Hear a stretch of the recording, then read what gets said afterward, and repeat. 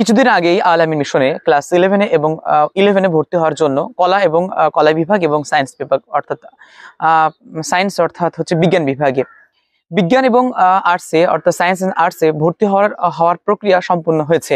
তার রেজাল্ট প্রকাশিত হয়েছে, কাউন্সিলিং হয়ে গেছে এবং তারা আপন আপন ব্রাঞ্চ পেয়ে তারা ক্লাস করছে। তো বলেছিলাম আমি যে মাধ্যমিকের রেজাল্ট প্রকাশিত হওয়ার পর যে সমস্ত মেরিটোরিয়াস স্টুডেন্ট থাকবে তাদের নিয়ে আর একটা পরীক্ষা হবে এবং সেই পরীক্ষায় যারা পাশ করতে পারবে তারা আল আমিন মিশনে ভর্তি হওয়ার সুযোগ পাবে। তো আল আমিন মিশনে আবারও নতুন করে বিজ্ঞপ্তি শুরু হয়েছে ক্লাস 11 ভর্তির জন্য বয়েজ এন্ড গার্লস ওভার ক্ষেত্রে। তো বেশ কিছুগুলো সিলেক্টেড ব্রাঞ্চ রয়েছে, সেখানে গিয়ে পরীক্ষা দিতে হবে, আদারওয়াইজ হবে না। এবং কোন কোন ব্রাঞ্চগুলোতে তারা পরীক্ষা দিতে পারবে এবং পরীক্ষার প্রসিডিউর কি, all details will be provided in this channel. So সুতরাং যারা প্রথমে নতুন চ্যানেলে প্রথম হয়ে আছো অবশ্যই তারা সাবস্ক্রাইব করে রাখো।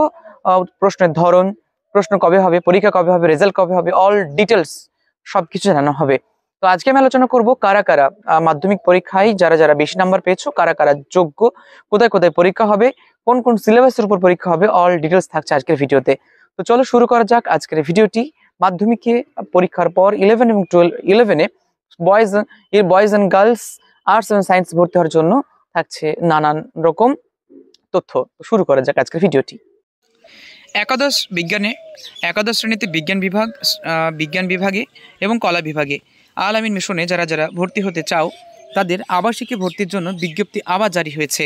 কিছুদিন আগেই বিজ্ঞপ্তি জারি হয়েছিল এবং সেই বিজ্ঞপ্তিতে তারা ভর্তি হয়ে গেছে অলরেডি। আমরা এবার আলোচনা করতে চলেছি যে কারা কারা যোগ্য, কারা কারা অযোগ্য হবে। 2025 সালে মাধ্যমিকে সমতুল পরীক্ষায় যে নাম্বার পেয়েছে সেই নাম্বারের ভিত্তিতে আল আমিন মিশনে ভর্তি নেওয়া হবে।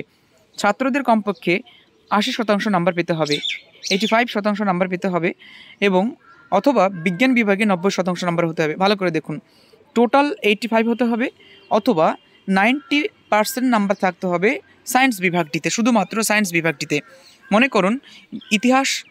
মনে করুন জীবনবিজ্ঞান, ভৌতবিজ্ঞান, অঙ্ক এগুলোতে 90% অ্যাবভ রয়েছে এবং বাকিগুলোতে কম রয়েছে কিন্তু 85%-এর কম আছে, তাহলে সেক্ষেত্রে সে ভর্তি হতে পারবে বা পরীক্ষায় সে কিন্তু অ্যাপ্লাই করতে পারবে।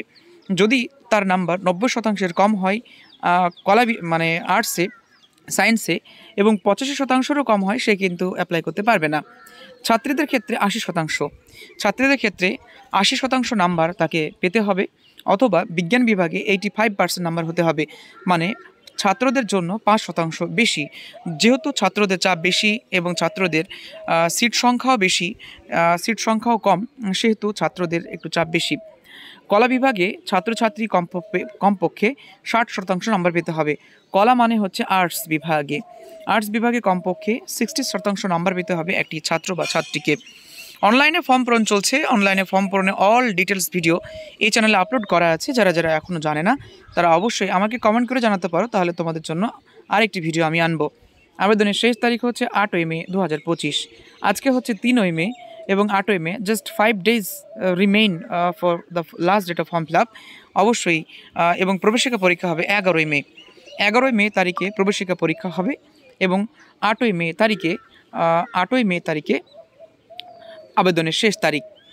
সরাসরি এই যে কোডটি রয়েছে এখানে গিয়ে স্ক্যান করে সরাসরি আল আমিন মিশন অফিসিয়াল ওয়েবসাইটে যাওয়া যাবে অথবা এখানে লিখতে হবে আল আমিন মিশন www.alaminmission.org-তে গিয়েও ফর্ম ফিল আপ করা যেতে পারে। কোন কোন জায়গায় আল আমিন মিশনের পরীক্ষা হবে বলে দিই। খলতপুরে পরীক্ষা হবে, গোলাবাড়িতে হবে, বর্ধমান টাউনে হবে, মালদা টাউন, রামপুরহাট, লালবাগ এবং সূর্যপুর। শুধুমাত্র এই সেন্টারগুলোতেই তারা পরীক্ষা দিতে পারবে, আদারওয়াইজ অন্য কোনো সেন্টার নেই। আবার বলি, খলতপুর, গোলাবাড়ি, বর্ধমান টাউন, মালদা টাউন, রামপুরহাট, লালবাগ এবং সূর্যপুর। এবং পরীক্ষার ফর্ম ফিল আপের অ্যাডমিট কার্ডে ডিটেলস, ঠিকানা লেখা থাকবে কোথায় সেন্টার পড়েছে। So this is the information about regarding admission related information of Al Amin mission. এই ছিল আজকের ভিডিওটি ভালো লাগলে অবশ্যই লাইক, কমেন্ট এবং সাবস্ক্রাইব করবে এবং এর পাশাপাশি বাকি বন্ধুদের মধ্যে ছড়িয়ে দেবে। যদি কেউ আল আমিন মিশনে কলা বিভাগ বা বিজ্ঞান বিভাগে ভর্তি হতে চায় তো সেক্ষেত্রে তারা অ্যাপ্লাই করতে পারে। আসসালামু আলাইকুম ওয়া রাহমাতুল্লাহি ওয়া বারাকাতুহু। সকলে ভালো থাকবেন।